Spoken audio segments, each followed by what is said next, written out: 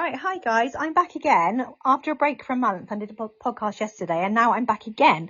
I have on call with me, so not sat in my living room today because she doesn't live near me at all. I have the wonderful Becki, and I'm going to let Becki introduce herself, but I came across Becki on an emotional based school attendance support page, and she just literally captivated me because the amount of information, her personal experience and everything she's been through. I will let her talk about this because I won't do it justice. So hi Becki. Hello. Thank you for coming on. Thank you so much for having me today. It's a pleasure. So a bit about me then. So as you all know, I'm Becki, and I'm the founder of A Mum's Journey Through the Broken System. Now that started off the back of our lived experience. So initially I was a person just holding everything together, built a career in the NHS, became a safeguarding professional. So I'm actually a registered midwife, and then I branched out into something that was a little bit more family friendly in respect of hours. At home, I'm a mum to 3 absolutely incredible children, 2 of whom are neurodivergent. And like many parents, I thought if I just worked a bit harder, organised a bit more, and kept pushing, that everything would eventually be all right and fall into place. Sadly, it didn't. So actually, I found myself living in survival mode, and I still do, to be fair, a lot of the time. But I constantly had to firefight to even get to the point that I'm at today. Battling for support, challenging systems, masking my own struggles whilst advocating for the needs of my children. Yeah.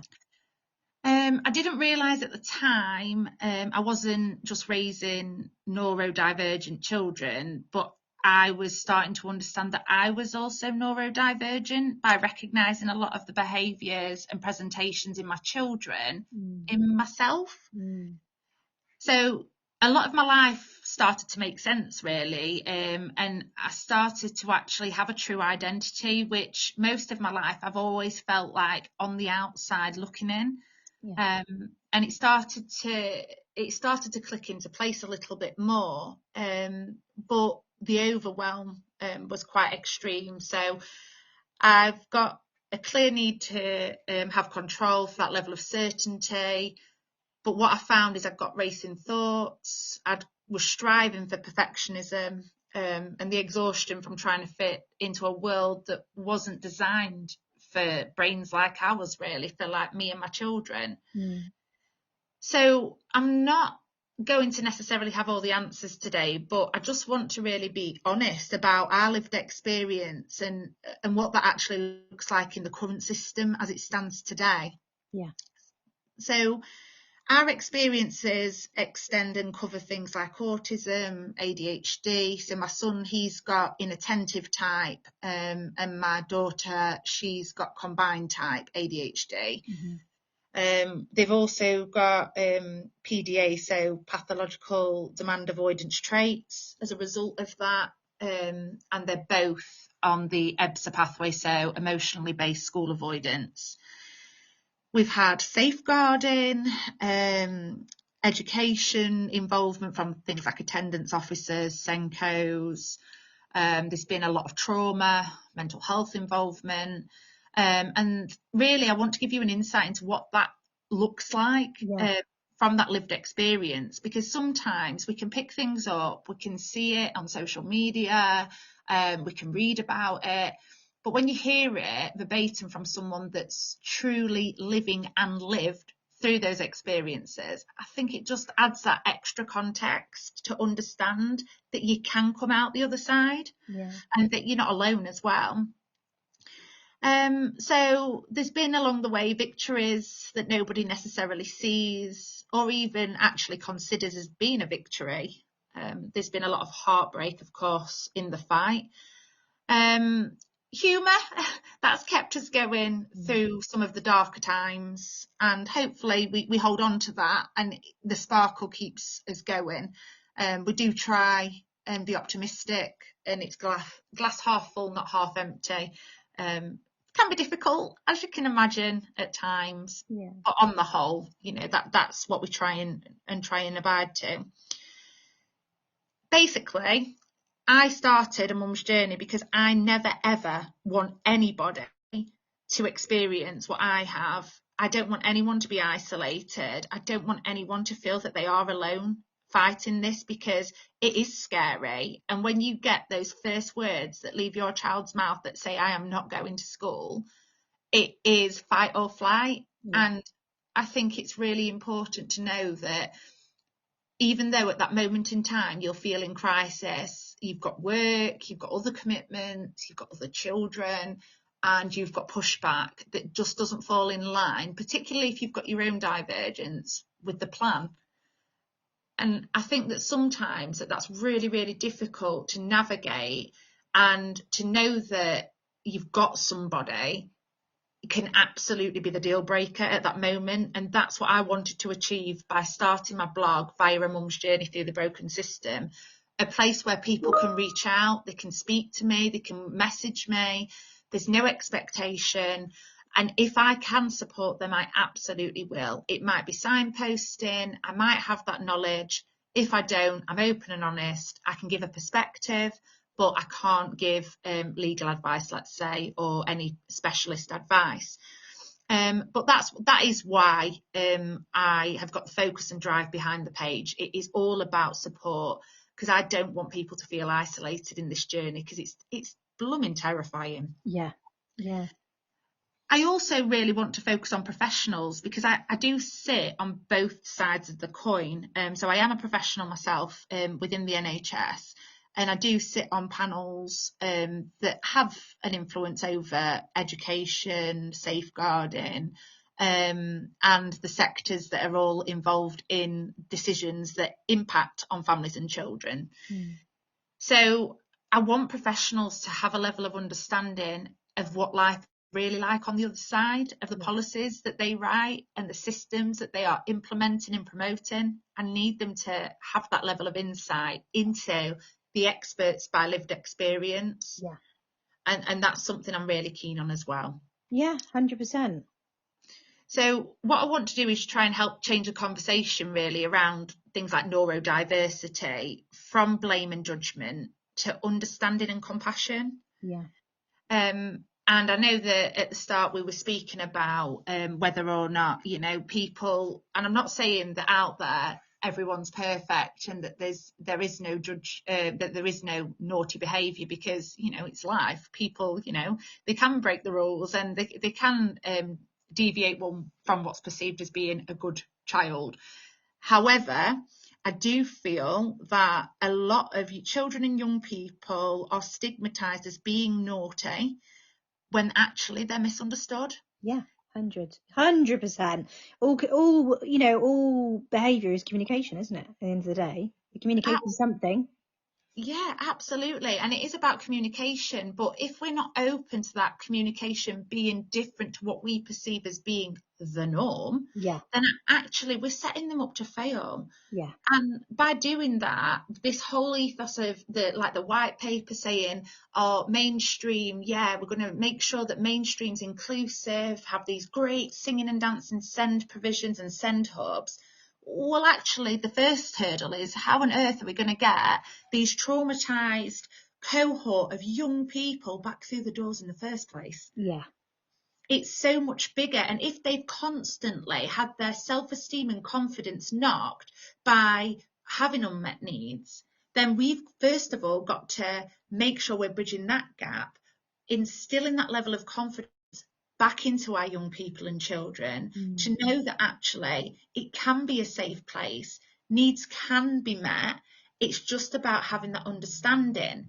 And from a professional perspective, it's not about a single agency or single person that isn't fulfilling their obligation. It's so much bigger. It's systemic. So if we can't get it right as a system, then we again are setting up the other side and the professionals to fail. Yeah. If we don't give them the education, we don't give them the resources, we're not going to encourage them to thrive in their own right. And they're firefighting just the same as the other side, the parents, the families and the children. Yeah. So it needs to have a level of understanding where actually we need to take a step back and we need to think, okay, we know there's ever rising statistics around children and young people and adults that are now having a diagnosis of neurodivergence. We know that. Science evolves. So what happens is we develop a deeper understanding of life, of anatomy, of people's presentations, behaviours, communication styles. It's an ever-learning journey, and it won't ever end. Every day we learn something new, and that is quite right. That is what we should do to evolve as a society. Yes. However, if what we do is try and plaster over the already very fractured and broken system as it stands at the moment, then actually we're not addressing the problem at all. And I think that that's something that I'm really, really passionate about campaigning around and supporting people to recognise that at the moment what we're doing is we're in a tick box exercise, and it's a sad state of affairs because we know that we've got a system that some schools, it's code lottery, so some schools they absolutely penalise through punitive measures, bad behaviour, lack of attendance, we get fines, we get threats, and then we wonder why we end up with people in the safeguarding arena because actually, you know, they're at crisis point. They've not been given any tools for the toolkit to be able to proactively come out of that point before it becomes a reaction. So we've, as a society and as a system, we have set people up to fail, and I fear that that's what's going to replicate by the vision of the white paper if we don't go back to basics and actually get some true consultation from families like mine around what is needed. Yeah. So my actual story is, I've spoke a little bit about myself, but going into my children, child one is 14 years old. He is built like a man, so he's 6'3", and he's very broad-shouldered. So he was initially in infant school. He was seen as a sensitive child. He got attachment and separation issues. He cried at everything, his own reflection. He constantly was making excuses to go to the toilet, to the point where he was actually stopped going to the toilet because it was seen as being disruptive. Well, now we realise that that was his way of having a movement break. Yeah. That was his coping mechanism. It was to go to the toilet because that was a permitted action of a child. And even from very young, so you're talking what, year 1, year 2, so what, 6, 5, 6? Yeah. That age, having to conform and try and find a loophole to be enabled to move. And that's the reality of what we're speaking about. And so then what happened, it did get worse. And at this moment in time, I was very naive. There wasn't a lot of discussion or conversation around autism and ADHD as there is today. So what the school did is they started to punish, basically. So they advised that I didn't go to assemblies. I didn't go to sports days because I made him worse. I made my child worse. I made him upset. Oh my God. Yeah, so I was stopped. Obviously, they didn't physically stop me, but the emotional play that they had on the words they were using was I was harming my child if I went, because if I wasn't there, he was fine. When in fact, his nervous system was in survival mode, and actually he was surviving the day, and I was his safe person. So when he saw me, it was relief. And I now know that. And the mask could come off because actually he knew with me he was totally safe. He could be himself and he could let go all of this emotion he'd had to conceal for the duration of the day. And there was a level of shame attached to that, labelled sensitive, and you know, and And the fact that he was stopped going to the toilet, it actually did result, after a period of time, it resulted he actually did wet himself. So you can imagine being that age in a classroom and the sheer embarrassment for him. And even now, you know, even the impact from that trauma, anywhere we go, he has to know where the toilets are. Yes. He has to know. And it's been really difficult, particularly when he then transitioned into secondary school, because as we know, the majority don't allow students to leave the lesson to go to the toilet because they perceive that the time to go is in weeks.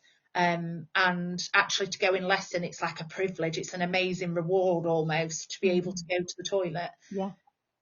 So that caused a really big barrier for him. He was absolutely terrified that the same thing would happen and he would wet himself, which you can imagine the fear of that in with your peer group. It was significant. Yeah, of course. So he held that. Now, what happened from the period of infant school? He then transitioned to a primary school, and the head teacher spoke with me before the transition and advised that the school that was the feeder school for the infant school wouldn't necessarily be suitable for him because of him being too sensitive. So they recommended a couple of village schools to me, and at that time I fully trusted them, and I was like, absolutely, you know, totally, that's fine. So we then transitioned him into a village school, and the behaviours changed. So we had a couple of things that happened in the family which also impacted on his emotional well-being. There were bereavements and things like that. So a lot of that you could have explained was as a result of the traumas he'd experienced out of school. However, all the coping strategies he was taught in the sessions that were offered as a result of the trauma he'd experienced outside of school, such as he was having anger outbursts, that was his emotional response of coping. And there was a whole other array of emotions and signs of him being able to navigate through those emotions at that time. So he became the naughty child. So the coin totally flipped, and they said that he was aggressive because, like I said, he's always been very tall compared to peers. The class sizes were small, so he did stand out significantly more than he would have perhaps done in a busier school. And he'd been taught in his I wouldn't say anger management, but you know, it was about managing his and coping with his emotions. Yeah. He was taught to walk away, you know, so you need to walk away, and that's what the best plan of action: walk away, go to a trusted adult, have a conversation, de-escalate, and then return to the situation with a different view. And that's what he was taught, his coaching and everything else. However, in practice, that didn't happen, and he ended up being followed and actually held down on one particular incident by a group of peers. And the only way he could free himself was because his arms were held behind him. He used his head. So in essence, it looked like he was headbutting, but to break free, he was like thrashing his head forwards. Yeah. And he was sanctioned for that. So he actually had to miss his end of school disco, and he had to miss a whole host of other activities, such as at the end of school they get like days out, parties, events, and he was excluded from all of them. Oh my God.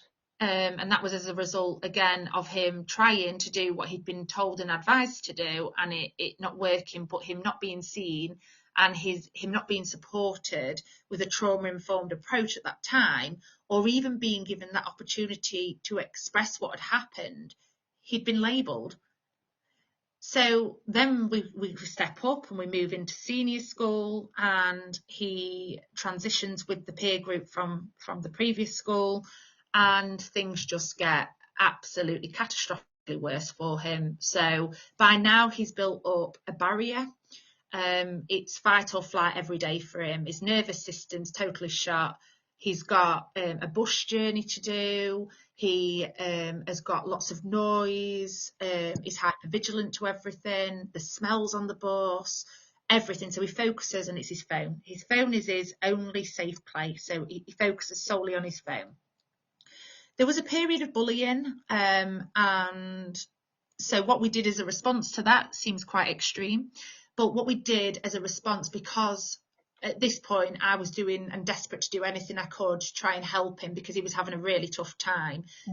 He'd made an attempt on his life, and it had become very significant.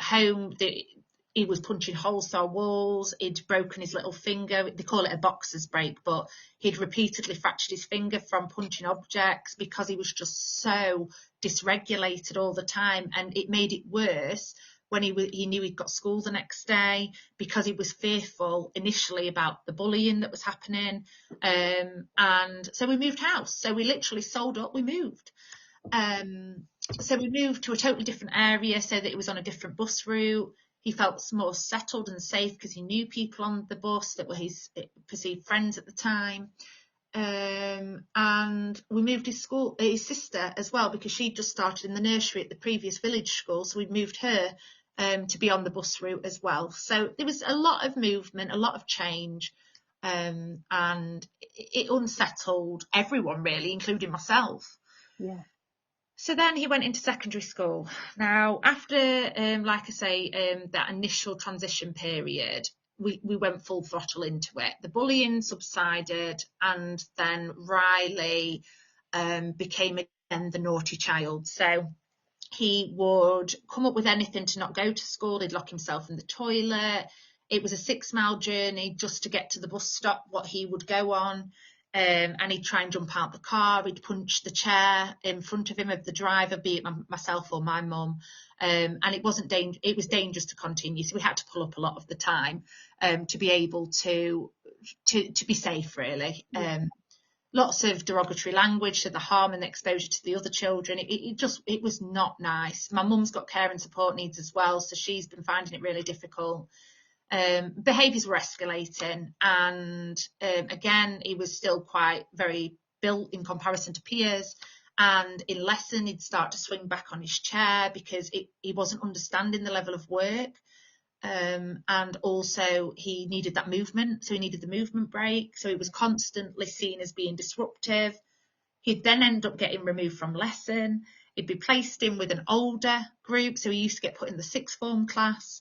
So then you can imagine it was going totally over his head, because he'd gone from a setting of his own peers, what he wasn't understanding, to then into a setting with others, what were working at a higher level. Yeah. So he also, didn't have that understanding. Now, school tried to help in respect of, they did like the screening, and it was recognised that it was highly suggestive that he had definitely got some additional learning needs, such as dyslexia, but if I wanted a diagnosis, I had to go private because they don't diagnose until they're in their exam years.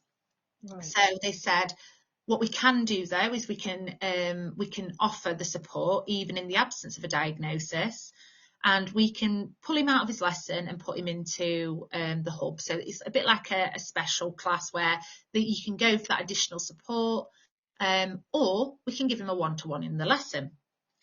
Now, if you know adolescents, to have that and to be different to your peers when you've got all of those people around you that are going to know that you're going to the special class, or that you've got to have someone with you as a difference to everybody else in that class to support you, it's singling you out. You might as well have a flashing sign on your head. And, he was like, no, I can't do that. Mum, I can't do that. That's embarrassing. I can't. Yeah. So even though it was his need and he needed that support, he actually couldn't fulfill that requirement, because if he did, it was coming at a cost to his social standing. Yeah, I understand, because you're just trying to fit in, aren't you? All the time. Exactly. Yeah, and it's so important, especially in adolescence, more so than ever, and he's like, and bear in mind, he'd only just got off the trauma of being bullied. So he didn't want to end up back in that cycle. So he could not bring himself to being the different kid. And so it was a case of he had to carry on, and he was getting praised by the rest of the class the more disruptive he became. So he then was feeling more accepted by his peers because he was Jack the Lad, he was messing around, he was funny, and it spiraled to the point of he was facing permanent exclusion. So in between that, we had to put risk assessments in place because he had an after-school detention. And I said to them, he's a flight risk, because obviously even getting Riley to school, sorry, I said his name, but child one to school is a huge, huge effort. And then you're wanting to extend that day. That's quite significant. However, they assured me that it was all fine. He'd be collected from his last lesson, escorted to the after school, and then he would be escorted out to meet the parent, so it'd be me or my husband, in the car park at the end of the day. Then I got a phone call to tell me that they didn't know where he was. He'd absconded. So the risk assessment had gone Pete Tong, and actually no one knew where he was. But apparently it was my responsibility to locate him and escalate to police if I so choose, because it was after school, so they're no longer responsible. Oh my God. Yeah. So for a couple of hours, I didn't know where my child was.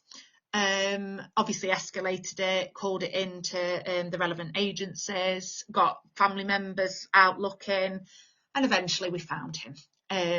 But it was the scariest couple of hours of my life. I can imagine.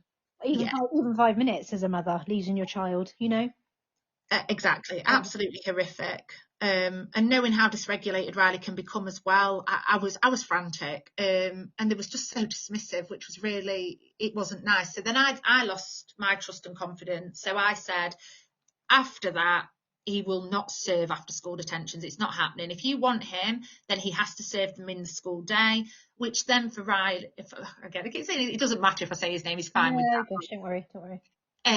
So what happened was he then ended up being in isolation all day, every day. So he'd have to follow a teacher all day, every day, and just follow him around and do work, self-directed work, which obviously wasn't ideal either for Riley. No. And so then his behaviours escalated even more, because again his needs weren't being met. He was isolated even more so than before, and it just felt awful, and he felt that everyone was out to get him. He did get a couple of interventions, so we did arrange for a social prescriber, an early help worker eventually, and the mental health team to do some work with him. However, because we were cross county, so we reside in one county and he went to a school in a different county, the funding was pulled. So they introduced themselves and then they pulled out. Oh my God. Yeah, so again, he further lost more confidence with services and professionals, and then walls were firmly built, and they still are now to this day, and it's really, really difficult to overcome.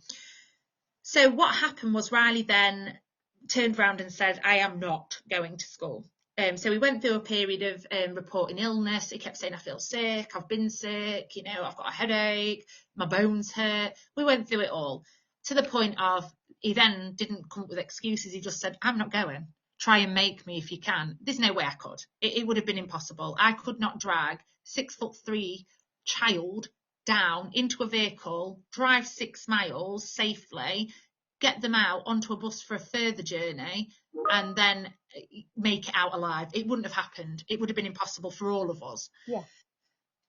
So I spoke to school, open communication. I said, he isn't unwell physically, it's mental health related, it's anxiety, he's got school avoidance. I'm prepared to take any support that you've got, but I cannot get him there. I was really clear on the behaviours that I was seeing. I was really clear on the risk that came with those behaviours. I spoke about the situation, about my openness to working with services, but the services were closing doors based on funding and cross-county implications. And they basically just kept, accepting it. And so then what we did was I kept fighting and speaking with the Senko at the school, who was really good, actually, thankfully, and the attendance officer. And the attendance officer was like, you're doing everything you can. So they just really backed off. They intercepted any time that there was the risk of a fine, which is an automated response based off of their attendance records. They intercepted and got rid of that because they knew the situation, because I've been transparent and honest about what was going on. That's good. That's good. You don't always see that. No, and I think that's another element of my blog, what I'm trying to do, and that's why I've done one of my guides, the attendance guide, because it comes down to the wording and it's the way that it's presented, which if you don't have the support or that level of insight, it can be really daunting and scary. And that's where you can then get the conflicts and the pushback. Yeah. But if you make it watertight, then I'm not saying every time, but you're less likely to get that level of pushback, because you are adhering to the policies that they've set. So it's very difficult then for them to scrutinise that. Yeah. So I've done some guides around that, but the outcome now, I ended up having to do a parent application for an EHCP. It was rejected. So I went to mediation. The decision was overturned. I then got him assessed. The outcome was he needed education other than at school, so EOTAS package. Yeah. And he now has a tutor, one-to-one tutor online. He was having it prior to the summer break once a week. And then from September, the intention is the local authority will then adopt Riley with the budget, and they will allocate a tutor 2 hours a day, and that will be every day in the working week. So there's hope, and he's been assessed and he's actually working equivalent to his peers at GCSE level, so that's really good. Yeah. Yes, so happy about that. And even when he's been feeling unwell on the days of his tutor, like some days he was even vomiting, he's still logged on and done his work. Oh. Which to me, it absolutely screams from the rooftops that if you meet a child's needs, then they will thrive in that environment. Yeah, 100%. And he's in an environment he feels safe in, which is home. So then he can access his education. So that's clear, isn't it? Yeah, absolutely. Exactly. And so, he's doing really well. He's had this assessment. He's engaging. The feedback from the tutor's fantastic. And he can have movement breaks when he needs them. It's working so well. So the aim is for him to come out with English and maths at the end of what would have been up to year 11. So come out with that, and then he will then look at getting an apprenticeship, but he at least won't then have to resit English and maths, so it'll take some pressure away from him moving forward and transitioning into his fruitful adulthood. Oh, that's amazing. So you really are on the right track now.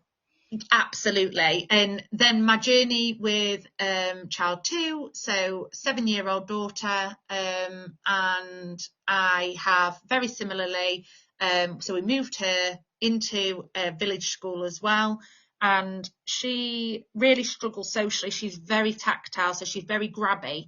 Again, very, very big for her age. So she can't understand social cues and will just grab people and say they're a best friend and want to know everything about them, because that's her way of expressing, but it's not well received by people. Yeah. And in a village school, again, when you haven't got many children, it can be quite daunting. So she ended up being very isolated. People didn't accept her in the way that she would have liked. And she was left out. She never got invited anywhere. She was the only child that didn't, and they'd all talk about it. And it did take its toll on her. There was a lot of tears, a lot of sadness, and she also struggled academically. And they tried many different things, movement breaks and things. They tried all of it, and it just did not work in mainstream school. She needed that one-to-one. That became really, really clear. We did manage to do a period of time, so it was once a week. We managed to get her in 10 till 1. She is on the dynamic support register, so both of them are, but child 2, she is rated as amber. So what that means is the dynamic support register is in place for individuals that are autistic and at high risk of either placement breakdown or of having to go into a tier 4 bed, so needing an admission into an acute setting for their mental health. Oh, I've never heard of that. Okay, thank you for explaining that. That's okay. So with the dynamic support register, both children were triaged. Child 1 came out as green, which means that they're on it, So services are aware of it and it's flagged on their health record, but they don't need any additional intervention other than that what's in place at this moment in time. And child 2 was rated as amber, which meant that she did need a level of intervention, not hospital admission. We weren't in the red, but we needed to do something before we ended up deteriorating and ending up in the red and needing that crisis intervention. So she was allocated a key worker and a key worker support worker. And they actually supported those visits weekly for the 10 till 1, which was brilliant. But it further supported the need of having a one-to-one, because as soon as that individual wasn't there, it collapsed. And so it didn't work out. So the outcome of that was we didn't force her. Again, she was a flight risk, so she used to try and jump out the vehicle when it was moving, run away. She wouldn't get dressed because she knew if she got dressed, she'd be made to go. So she started to be naked everywhere and strip her clothes off. She has toileting needs as well, which was a really big barrier because she can't meet her hygiene needs after going to the toilet. So she would hold and then end up with physical implications as a result of having to hold that all day. So again, that factored into that barrier to attending. So what happened is, again, I did an EHCP application. We had early help involved.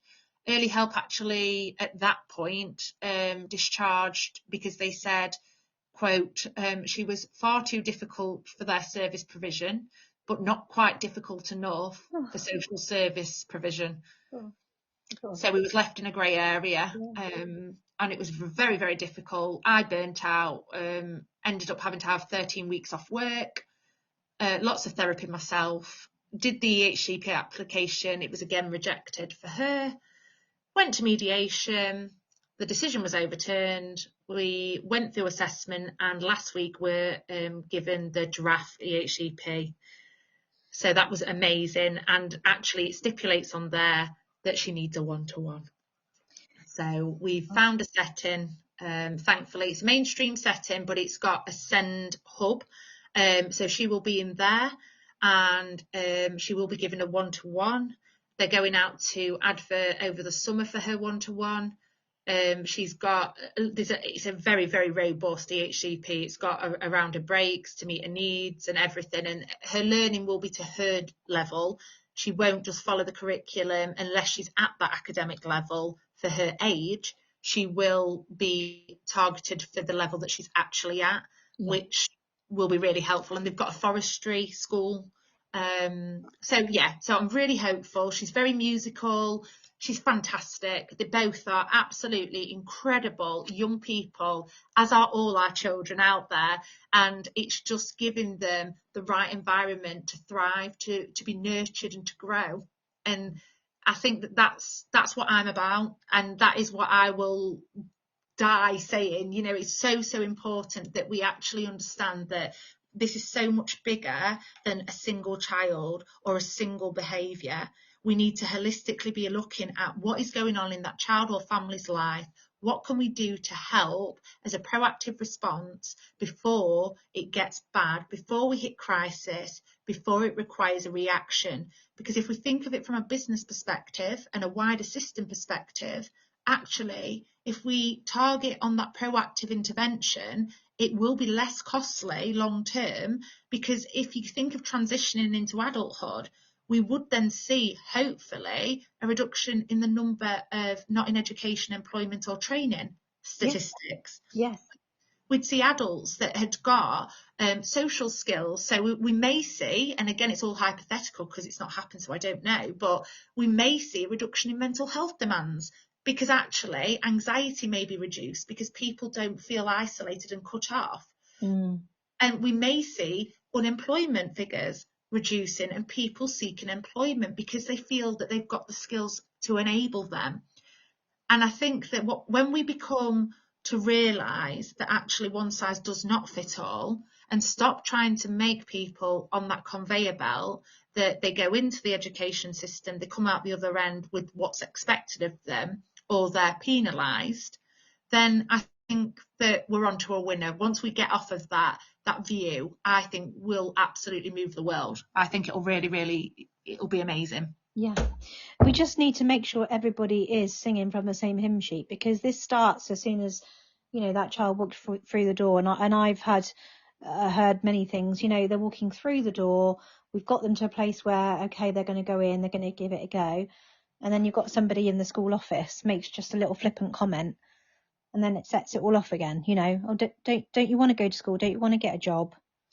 Yeah. Shame. So it's like, you might have a great teacher, you might have a great Senko, like the experience you have, but if that person, what I call front of house, isn't welcoming them in correctly and doesn't understand and isn't educated and isn't trained, just one little comment, and I've had experience of this, personal experience, and then it just sets the whole thing back, and all these people that are trying. But everybody has to be on board with it, and everybody has to understand the language that we use and what we should be saying, and what absolutely isn't unacceptable to say to a child, because it's so damaging and it's just so frustrating. Absolutely. I think off the back of that, and just to make a play on the word shame, it's shame for everyone. We're shamed as parents. You're not bringing your child, you will be punished. There's a consequence all the time. Well, actually, why not hit the brakes and say, and I know that we have now got systems in place, keeping children safe in education, etc. But the focus is about that early responsive interaction with parents before the punitive measures. But we're still seeing the postcode lottery. And like you say, if people aren't singing from the same hymn sheet and they interpret that nuanced policy and directive, then actually we're still in the same predicament. So yeah, in writing might be there, but if the interpretation's not there through lack of education or pure ignorance, who knows, then actually it's irrelevant what it says. If we're not seeing it actually in action, then what's the point anyway? Yeah, 100%. It's sometimes sneaky little comments or little things that are dropped in, and you just think, you sort of saying one thing but you're doing another. So like, your actions and your words have to match, don't they? And you have to really fully be on board with this. Yeah, absolutely, 1,000,000%. Yeah, it's just so damaging. It is. Also, in terms of, I don't know how you feel about it, but when I did my training, like, with the EBSA, Mm-hmm. don't really like the word. So emotional based school attendance, I prefer to say EBSNA. So, so not attendance, sorry, avoidance, EBSA, emotional based school avoidance. I don't like the word avoidance. So Mm-hmm. I would say EBSNA when I talk about it now. So non-attendance, because if we say avoidance, it just sounds like they're being lazy and dodging. And it's like, that's not the case. Do you not think if they could wave a magic wand, these children would be able to do all these things? Because of course they don't want to be struggling. So that's, for me, I would say non-attendance as opposed to avoidance, because that just sounds, just like, you're trying to dodge a situation, and that's not the case. It's they're stuck. They feel stuck. Yeah, That's absolutely. I can definitely see that perspective. I think, though, that again, coming back to my point before about that holistic view, yeah, avoidance on its own, what does that even mean? yeah, What does it mean? It's like, well, avoidance. Okay, well, I might avoid doing something because it's dangerous. I might avoid doing something because I don't want to. I yeah, might avoid doing something because it's absolutely traumatizing me every time I do, and I'm fearful of that. So I don't want to go to that because I'm really fearful of what's going to happen. I don't trust it. Yeah, Exactly. So I yeah, think that actually, when it comes to it, then it's got so many different angles you could take that word as yeah, well. yeah, What does avoidance actually even mean? yeah. And did you mention you've got another child as well? Yes, yeah. So my other child, toddler, so 2 going to be 3 this weekend. So very excited about that. Oh, Definitely got traits, but at this moment in time, they're autistic traits, what I'm noticing. So I'm very aware of like adjustments and things. So we're not pursuing anything at this moment in time, but she's got a lot of self-soothing behaviours, and stimming behaviours to regulate. So she hums, mm. and yeah, so it can actually be quite triggering for the others because they find that really overstimulating. But yeah, on the whole, she's in nursery. She's going actually to the same school as child two. She's starting there in September, and she's excited about that. Yeah, and they just, as siblings as well, it's really nice because they all have their own little bonds, which is really lovely to see. Oh, So yeah, it is really nice, and they're all very protective of each other as well, which I like. They're a pack, and yeah, I like that. oh, that's lovely. And did you mention to me earlier that you've written a book as well? Yes, yep. So it's available on Amazon. It's Not Naughty, Misunderstood, and it's through the perspective of child one, his lived experience, and it's also got separate sections around for professionals and also a section for parents and carers as well. And on my page, I have got a whole host of different things available. So I try and do guides to support, and I utilise my lived experience to make it relatable. Yeah. And I tie that in then with guidance, national guidance, policies and pathways. Legislation's referred to, but of course I do make it clear I'm not a legal expert, so bear that in mind. And I've got those guides around attendance, EBSA, and what to do in the first instance when your child says, I'm not going to school, and also around coping strategies and who's who. So who's who in respect of professionals, because I think that's really important because there's so many out there Yeah. that actually just navigating who on earth people are, it can be really helpful. So they are all available. The only one that has any surcharge to it is the attendance one because it's so large. But it's just 99p. It's nothing extreme. And I've also created a family passport because one thing I've found on this journey is I am fed up of repeating my story over and over and over again. And so many different professionals come round and they work on separate systems. So I feel like they just don't communicate, Yeah. or, and they don't really understand. And they ask you to repeat your story over and over. So the family passport it's a working document, it captures your journey, and you can populate it, use it as a working document, add to it, take bits off of it. It's electronic, and you can just utilize it to your advantage. That's amazing. Yeah, and it's totally free. I've got it, so if anyone wants it, just drop me a message on my page and I'll send it through. But yeah, that's something that has been really well received and is being used out there in real practice as well. Yeah. And just going back to, that's absolutely amazing. I think that's such a good idea, such a time saver. And like you say, because repeating yourself, it's just, it's just an arduous task, and then it just sends you back down that rabbit hole of feeling pretty low when you're having to go through it all every single time. It's just, Yeah. but going back to what you said about introducing the professionals and who they are and what they do, I think that's really important as well, because there'll be a lot of families that maybe are afraid to engage with professionals because they're wondering what that might entail and whether that the outcome might be, a bad one. For example, like a social worker. Well, that means my children are going to be taken away from me. So trying to understand and for that to be a little bit clearer, because otherwise, like you say, then you'll end up at a crisis point if you're leaving it too long and not seeking support, because obviously, that is a brave thing to do, but it's essential. You shouldn't have to suffer alone.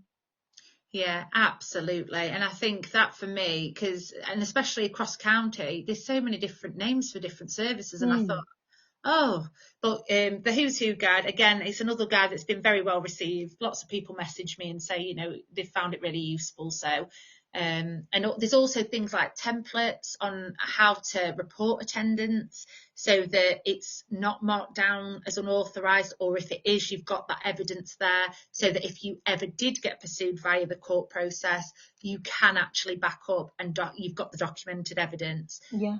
And so there's a lot there really to just try and support, because that's all I want to do. I just want to help people. Yes. This is not nice. It's not a nice process. And at the end of the day, we're parents. We care for our children. We want the very best for them. And also we've got to think about ourselves as well in this, because, it's the demands on us. And if we can just ease a tiny bit of pressure, then that is it. I've done it. I've done everything that I set out to do. Yeah, and it's a shame, but you do have to become the expert in your own story, don't you? So you're having to be clued up on everything for when you go into these types of meetings, and then you don't want to be snowballed by other people. And it's like, well, actually, I know this X, Y, and Z, and you have to become that expert in your own story. And it's a sad case of affairs, but you do. So the fact that you're offering all that support and advice, I'd imagine that's helped you as well, knowing that you can be helpful to other people and support other people. Has that helped you? Massively. It's been the best therapy ever for me. Yeah, it has. It's really, I've connected with different people. I just don't feel as alone anymore. Yeah. And I that's do. that's what you want other people to feel. Oh, that's been amazing. Is there anything else that you would like to mention? No, I don't think so. No, just follow me on At a Mum's Journey Through the Broken System on Facebook. I am on Instagram as well, but a bit of a technophobe with Instagram. I still can't quite get the hang of it, so I'm more so on Facebook. That's like me. I have Instagram, but I just tend to focus more on Facebook and understand it better, I think. Otherwise it all gets a bit much. But I will put all the links and the link to your book and everything. I'll find that. And I'll put all the links on there so people can go off and look at whatever they need to look at, and get the advice and support from you. I was so excited to have you on, and I'm so excited that we've done this. Everyone's going to love listening to this.